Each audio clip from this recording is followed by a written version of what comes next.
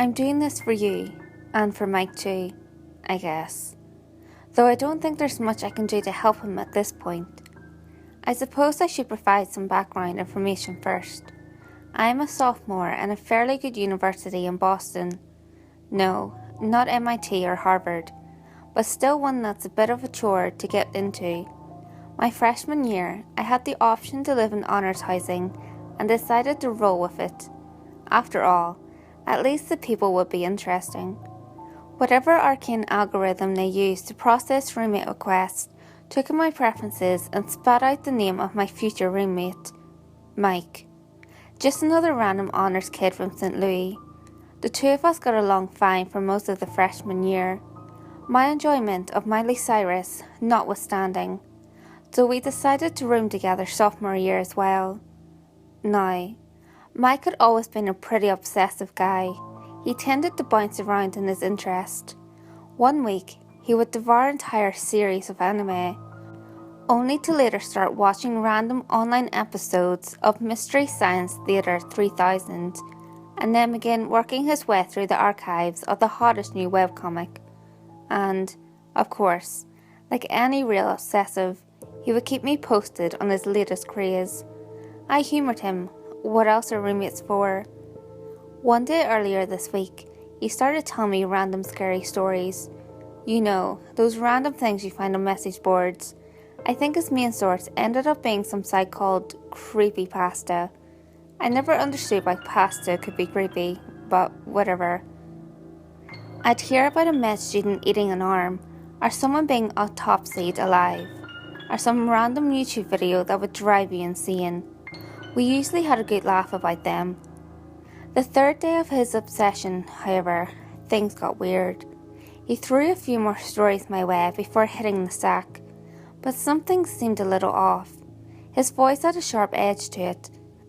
As the hour got later, his banter got more and more inane, as though he were talking just to stave from having to go to sleep. Eventually, I pointedly got into my bed and rolled over, effectively ending any further chance at conversation. I wish I hadn't. I slept like a log, and that night was no exception.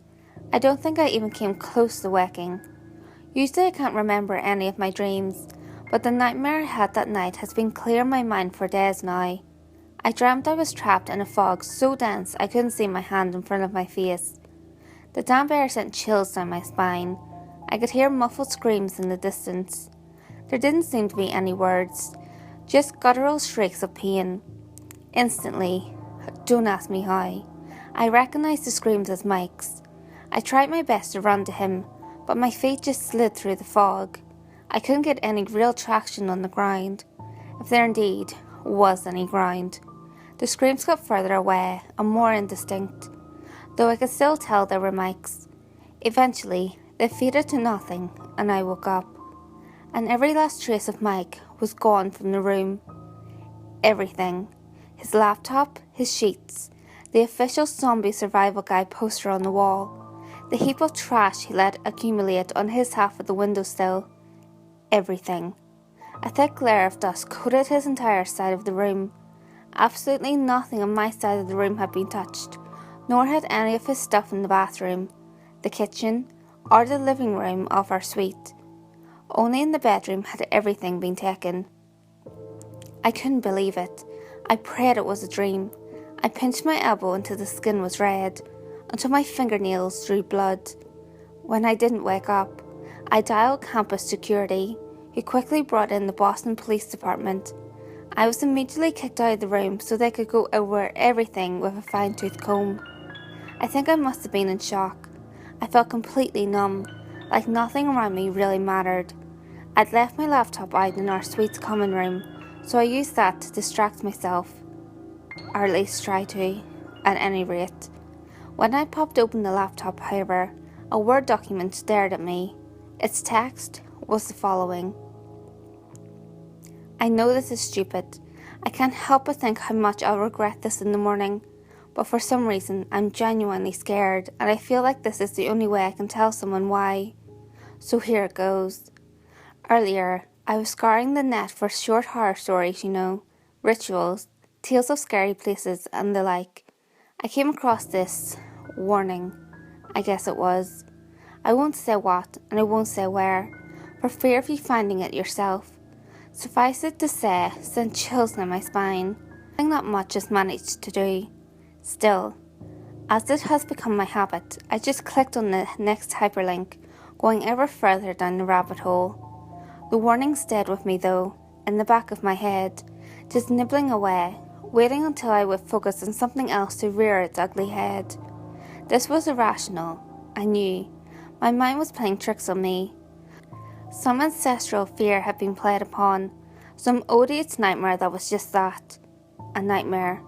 No more and no less. But that didn't make the fear go away.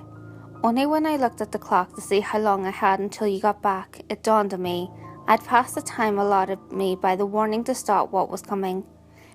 Any vagueness is out of concern for you, I promise.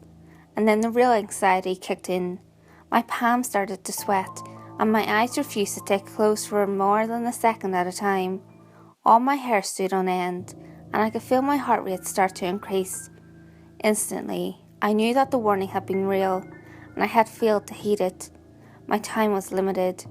It was about then that you got back from the TV station. I was so glad to see someone else. I can't imagine how I sounded.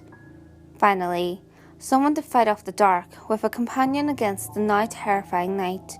But clearly you weren't interested. Your yawns were a dead giveaway. You headed to bed, and I, to stave off sleep a little longer, decided to write you this. Do me a favour.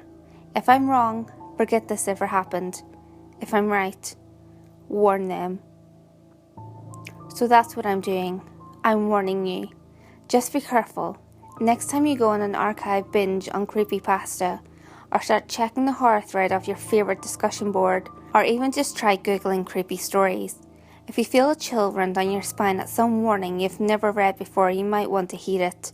If you decide not to, however, if you just click your merry way, please tell Mike I'm sorry I couldn't get to him in the fog.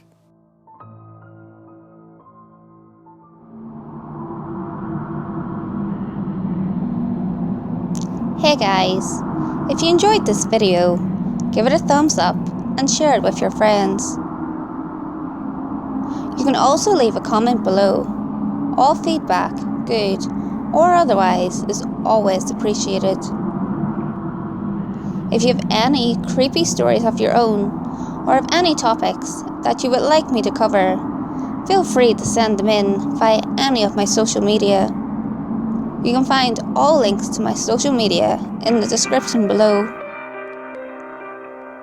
Until next time guys, make sure you lock your doors, stay safe, and I'll see you next video.